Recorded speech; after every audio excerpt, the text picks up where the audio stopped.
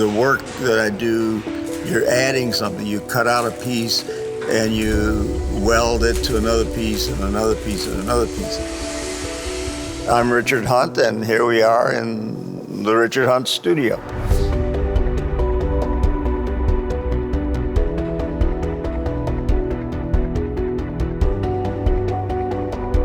Some works are an expression of, you might say joy, pleasures.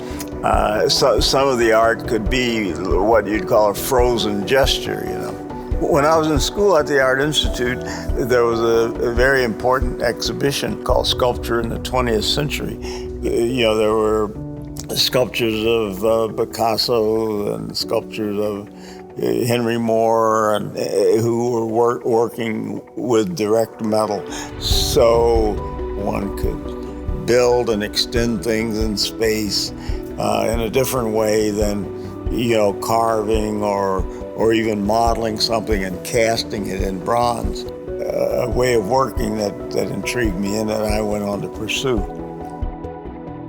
In any field, for there to be progress, there's a point in time when there's some sort of problem somebody wants to solve, you know, whether it's in the studio, in the operating room.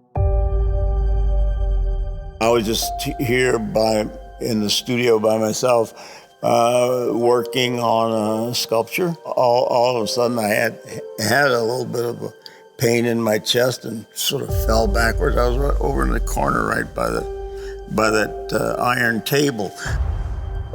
I called 911, and within the hour I was over at Northwestern.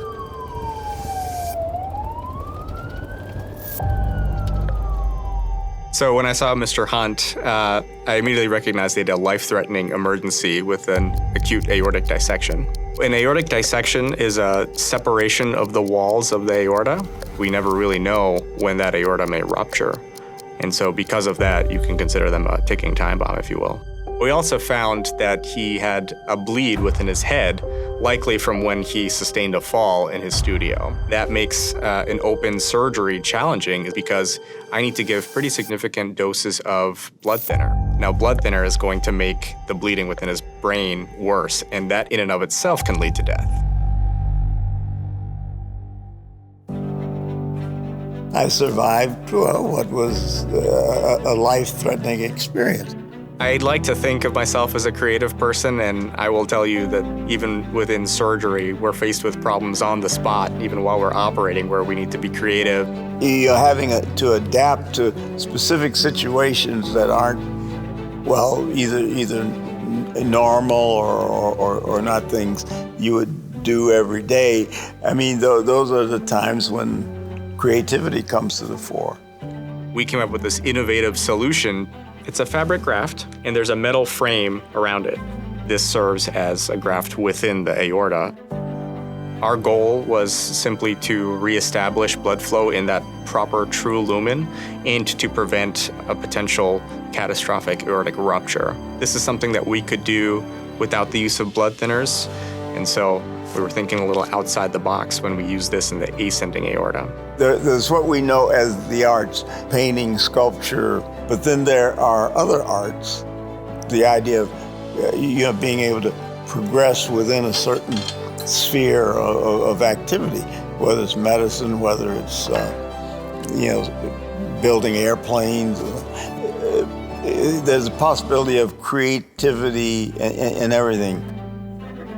I have a lot to be thankful for, grateful for, that I'm recovered and back at it. I did not know who he was. He told us he's a local sculptor, and after that we found out that he's actually a very famous art sculptor and even has an exhibit at the Art Institute of Chicago. My family and I went to see Richard Hunt's exhibit, and it was a very proud moment for me to know that I had a part in saving his life.